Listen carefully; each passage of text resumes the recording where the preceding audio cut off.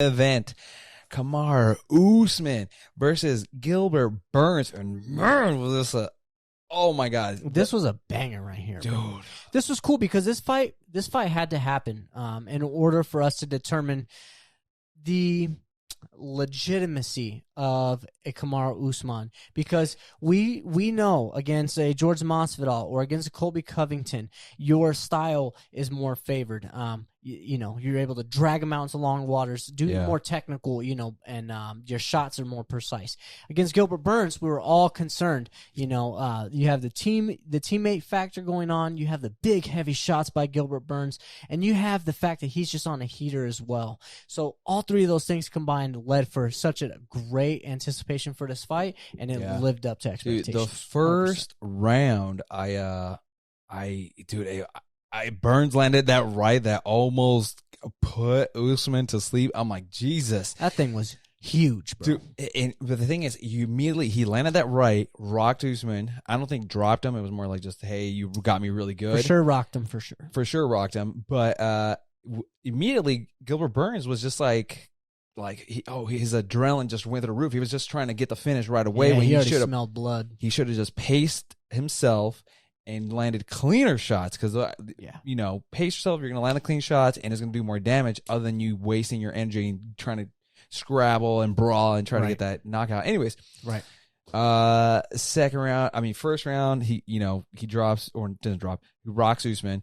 Usman comes back, and I guess I wouldn't say like put Burns on his back, but kind of like had him there for a little bit, and I feel he kind of stole that round because Burns had the power.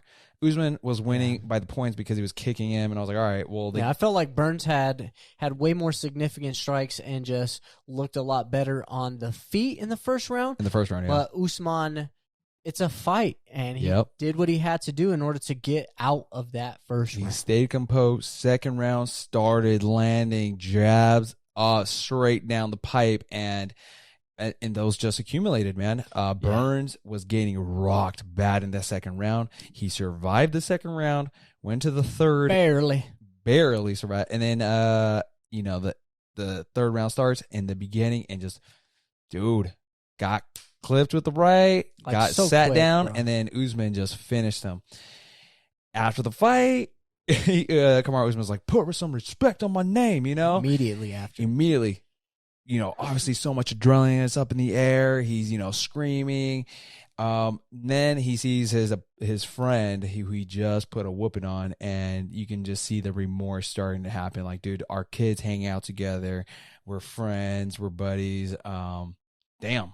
I felt bad because, I feel bad for Burns because obviously it meant a lot for him. He's poured his heart out there. He's crying in the cage. Right. Usman is just seeing the pain in Burns. He couldn't even ride that high for like 10 seconds without realizing, like, damn, this is what I did. I put a hurting on someone that I care about, and that just shows, man. Like, Kamaru Usman is a beast in the cage. Friendships aside, but like when it comes to work. Nah, he's going to put in the work. Let's just say that. Yeah, like you said, he's varsity level. And this was good for Burns. Like you said, he realized he got overexcited. So now it's about how you rebound. And you're still in that whole mix of guys. You got the Masvidals, the Covingtons, the Edwards, the Thompsons, the Kamzats. You're still in that one big heavy right hand, and it might get you right back there. Yeah. Oh, you're talking about Gilbert Burns? Gilbert Burns. Yeah. He's got a potential to stay up there, bro, and get that shot back. Yeah, no, I think they're going to run this fight back one more time. Dude, Burns had the power, though. I think if he would have paced himself, he might have done a little bit better, but Usman is just on a different level, man. Way different. Look at this historic streak right here. Fighters with the most consecutive UFC victories. Tony Ferguson at 12. Like, dude, you got to put some respect on Tony Ferguson, man. Even though he's kind of a little bit older on the two. The respect was there. Yeah. And then we have 13 consecutive wins. You have Kamaru Usman by defeating Gilbert Burns. Max Holloway, who's a beast. The best. But, I think that stopped after Alex Volkanovski. Yeah. Demetrius Johnson. Honestly, if Demetrius Johnson was still in the UFC, man, he probably would still be defending the belt. Well, nah. No, because he lost to Henry Cejudo, but still, man. That was a fluke. That was not a fluke. It was a fluke. Demetrius Johnson is one of the best. It was just he does not get his due, man. He was one of the greatest fights ever in his division. Unfortunately, a couple guys lost to the King of Cringe, so we got to give him his respect. Yeah. Then we have John Jones, currently 13 wins. That's my dog. But it's so crazy that my dog. Kamaru Usman. Now, granted, it's consecutive wins. It's not title defenses. Yeah, John Jones has way more title defenses than any of these cats up here. Thank you for letting him know. Yeah. Khabib Nurmagomedov, and GSP.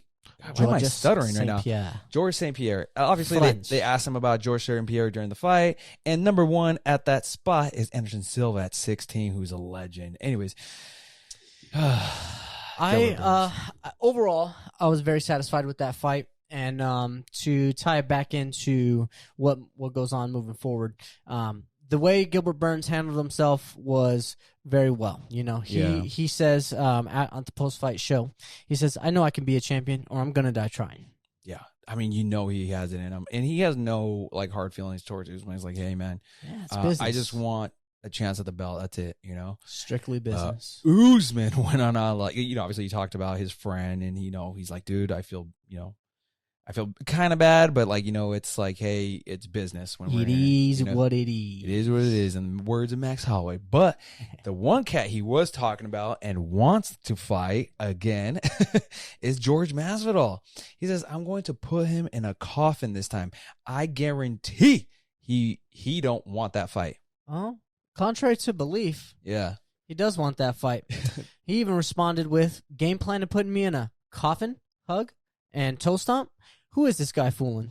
He's nosing. He's brown nosing. Brown nosing. The resurrection. That's what it means. There we go. And then capping. And then today, Kamaru Usman says, I'm feeling generous, bro. Even Masvidal responded with, you feeling generous? And I'm feeling gooned out. I'm taking everything. What's yours is mine, homie. Super necessary. Oh, I love the way you added homie into that.